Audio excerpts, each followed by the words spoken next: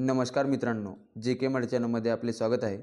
चला तर आपण आज महाराष्ट्र भूगोल या विषयावरील IMP 20 प्रश्न पाहणार आहोत, जे की येणाऱ्या पोलीस भरतीसाठी अत्यंत महत्त्वाचे असणार आहेत. तर व्हिडिओ शेवटपर्यंत नक्की पहा. प्रश्न पहिला, भीमा नदीची महाराष्ट्रातील लांबी किती? उत्तर आहे 451 किमी. प्रश्न दुसरा, महाराष्ट्रातील एकमेव मोरांचे अभयारण्य कोठे आहे? बरोबर मित्रांनो, नायगाव या ठिकाणी आहे. प्रश्न तिसरा, वनतारा हे वन्य प्राण्यांचे संरक्षण व पुनर्वसन केंद्र कोठे उभारण्यात आले आहे? उत्तर जामनगर या ठिकाणी. प्रश्न चौथा, महाराष्ट्रात राज्यातील पूर्ववाहिनी नद्यांनी किती टक्के क्षेत्र व्यापले आहे? उत्तर 75%.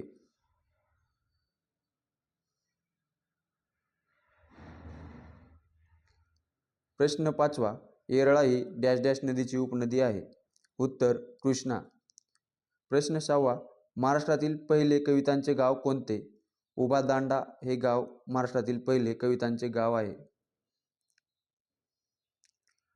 प्रश्न सातवा, भूगोलामध्ये लू वारे हे कोणत्या प्रकारचे वारे आहे? उत्तर उष्ण व कोरडे वारे आहे. प्रश्न आठवा, पश्चिम महाराष्ट्रातील डॅश डॅश जिल्ह्यांमध्ये बॉक्साईटचे साठे आढळतात? उत्तर कोल्हापूर. प्रश्न नववा, महाराष्ट्रातील पहिली सैनिक शाळा कोठे सुरू झाली? उत्तर सातारा या ठिकाणी.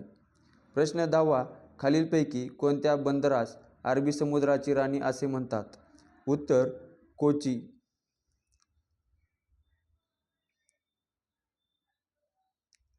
प्रश्न अकरावा, ठोसेघर हा प्रसिद्ध धबधबा कोणत्या जिल्ह्यात आहे? उत्तर सातारा. प्रश्न बारावा, अंधारी अभयारण्य कोणत्या जिल्ह्यात आहे? उत्तर चंद्रपूर.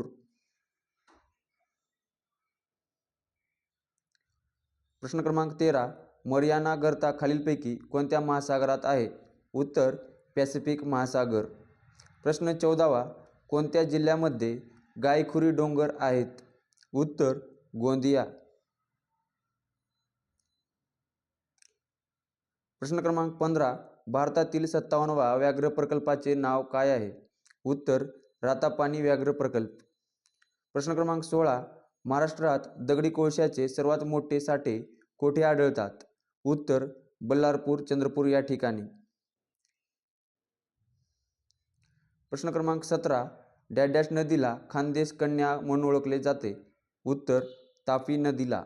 प्रश्न 18वा, रावता भाटा विद्युत प्रकल्प कोणत्या राज्यात आहे? उत्तर राजस्थान राज्यात.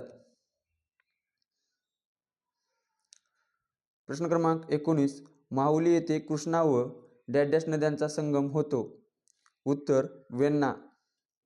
प्रश्न क्रमांक 20, महाराष्ट्रात सर्वात जास्त ज्वारीचे लागवड क्षेत्र कोणत्या जिल्ह्यात आहे? उत्तर सोलापूर. तर मित्रांनो, असेच व्हिडिओ पाहण्यासाठी आपल्या चॅनलला लाईक, सबस्क्राईब आणि कमेंट करायला विसरू नका.